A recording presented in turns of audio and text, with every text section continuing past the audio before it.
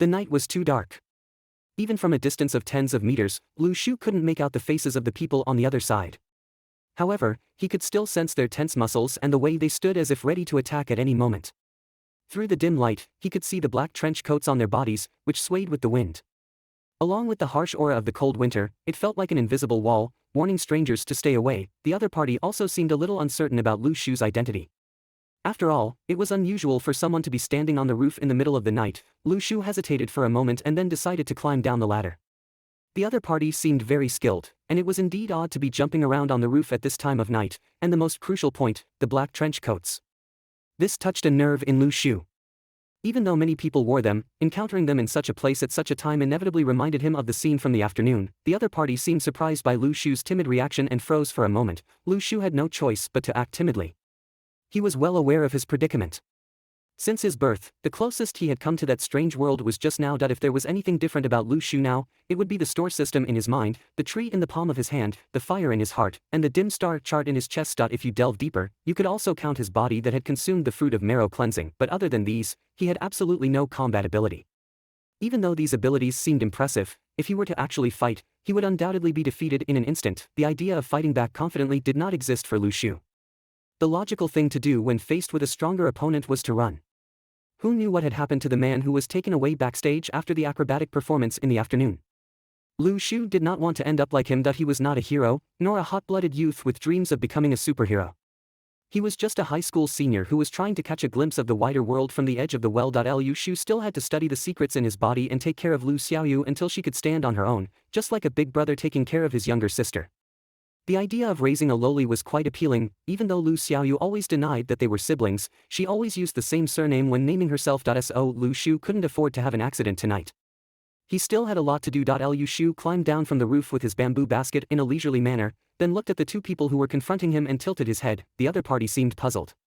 What did that head tilt mean? Lv Shu felt a little helpless. Brothers, please leave. You standing here makes me nervous. He pointed in the direction they were originally heading, indicating that they should leave. He was ready to run at any moment. Who knew who these people were? Tonight was full of strange occurrences, and Lv Shu felt like he was struggling to keep up. First, a fire lit up the sky of Luo City. Then he encountered the black trench coats he had seen in the afternoon, but even though Lv Shu made way for them, the other party did not seem ready to let it go. They cautiously approached Lv Shu step by step, then swiftly jumped across two rooftops. In the black night, the moonlight reflected off the snow-covered rooftops, making them look silver. The footprints on the snow were black, making them stand out. Could it be that this person had something to do with the fire? Lv Shu thought back to their behavior just now, and it did seem like they were running for their lives. Who are you? One of them asked, looking down at Lv Shu from the rooftop. His black coat fluttered in the harsh wind like a cloak. I live here. Who are you? The two people on the roof exchanged glances. What are you doing on the roof in the middle of the night? Collecting radish. It snowed. Lv Shu raised his bamboo basket and brushed off the snow, revealing the dried radishes inside. The two people on the roof looked at each other in disbelief. Was he really up here to collect dried radishes? He only remembered to collect his things after the snow had stopped. Could he be a fool? Go home. It's not safe here, one of them said from the roof. Lv Shu muttered to himself, isn't it because you're here that it's not safe? He responded with an oh, turned around, took out his key, and went back into the house. It wasn't until he unlocked the door that he suddenly felt the pressure from above lift. The other party seemed to finally believe that he was not a threat. After closing the door, Lv Shu took a deep breath. The world was indeed not normal. He had been worried before. What if the changes happening to him could be sensed?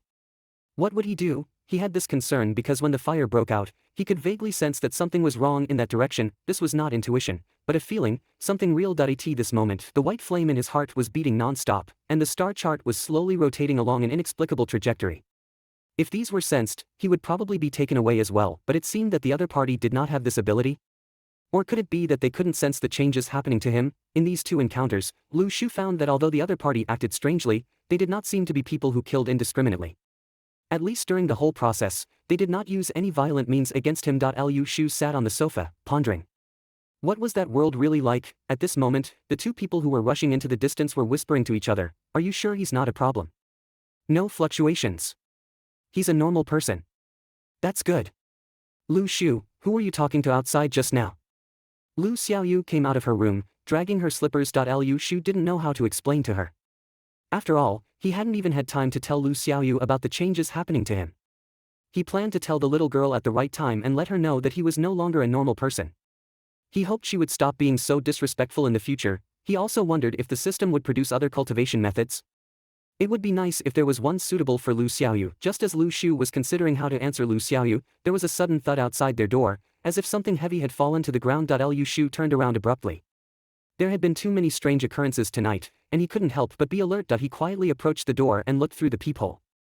There was a person lying in the snow outside the door.